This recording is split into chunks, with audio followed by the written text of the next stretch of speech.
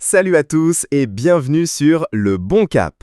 Je suis Alex et comme chaque semaine, je suis ravi de vous retrouver en compagnie de mon acolyte Léo. Comment ça va Léo? Ça va super Alex, et salut tout le monde.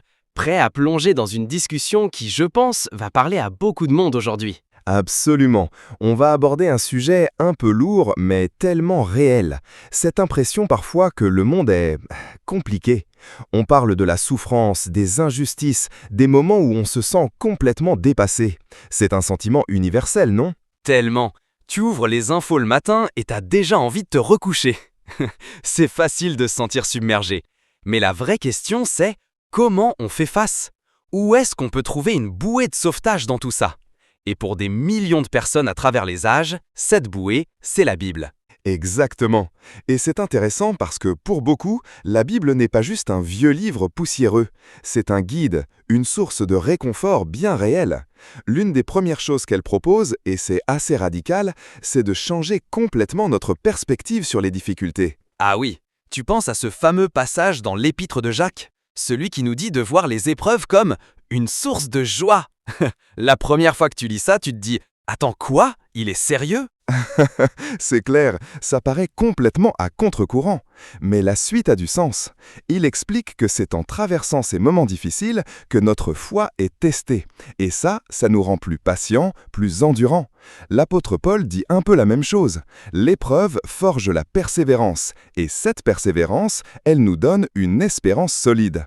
C'est un peu comme un entraînement pour l'âme en fait. J'aime bien cette image.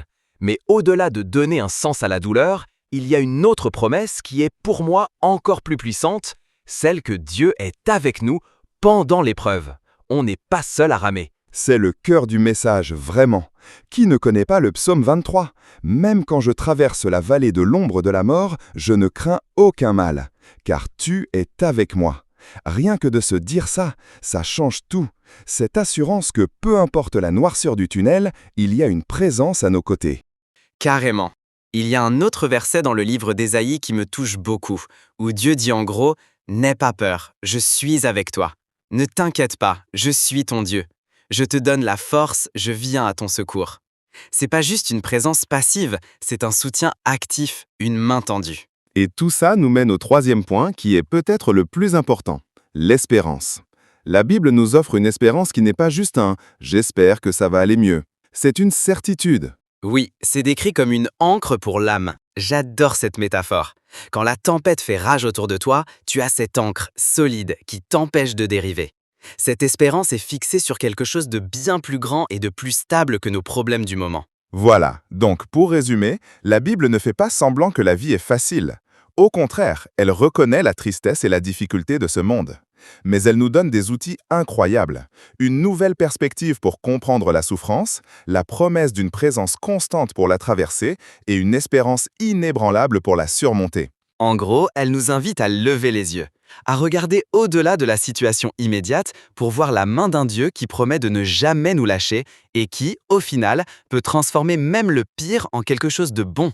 C'est une pensée assez incroyable, non? C'est une pensée qui peut tout changer. Et voilà, c'est tout pour aujourd'hui. On espère que cette discussion vous a parlé, qu'elle vous a peut-être donné quelques pistes de réflexion. Et on aimerait beaucoup avoir votre avis. Et vous, qu'est-ce qui vous aide à faire face aux réalités difficiles de la vie? Est-ce qu'un passage de la Bible vous a particulièrement marqué?